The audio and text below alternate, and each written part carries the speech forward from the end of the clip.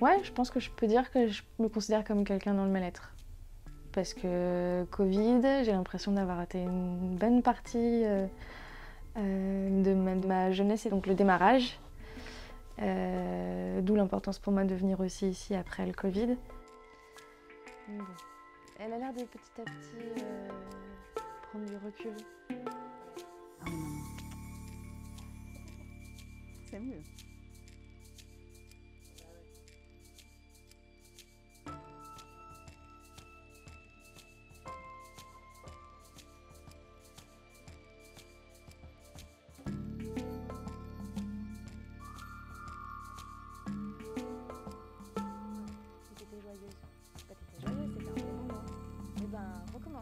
J'avais l'impression d'être dans une régression totale, enfermée chez moi, à pas pouvoir voir personne, à pouvoir plus rien faire, je pouvais plus rien faire. Du coup, je me sentais totalement dépossédée de ma jeunesse et de ma vie parce que j'ai la vingtaine et que c'est le moment où on a envie de sortir, rencontrer des gens, faire la fête.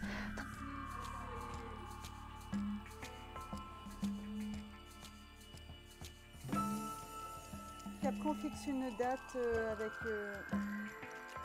Alors, enfin, on a constaté une augmentation des demandes de soutien psychologique depuis ces 5 dernières années, mais une aggravation des signes de mal-être, mais essentiellement depuis septembre 2021. Avec beaucoup de troubles anxio-dépressifs chez les jeunes. Il y a vraiment une incertitude chez eux qui les met en mal-être profond de plus en plus tôt.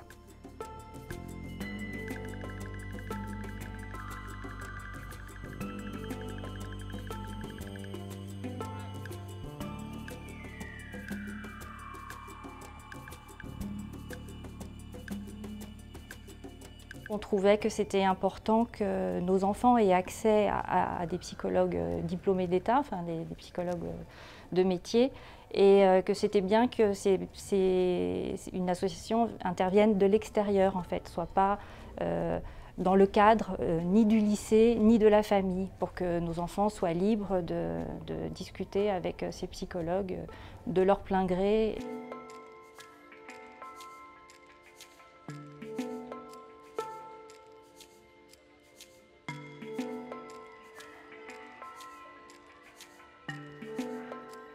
C'est un point écoute qui permet aux jeunes de venir rencontrer des psychologues ou psychologues stagiaires et en fait d'avoir un premier contact avec un psy quand ça va pas, parce que c'est souvent un peu difficile pour un adolescent de faire tout le chemin pour atteindre les psys d'une certaine manière. Appeler, prendre un rendez-vous, c'est des choses qui sont pas forcément évidentes.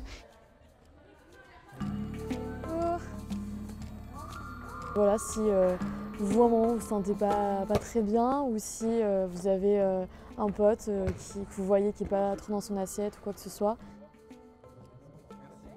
Merci. Ouais, bonnes vacances. C'est tout aussi l'effet du tabou de la situation, le mal-être des jeunes et encore plus le suicide. On n'en parle pas parce que ça fait peur, parce que ça ne va pas forcément ensemble.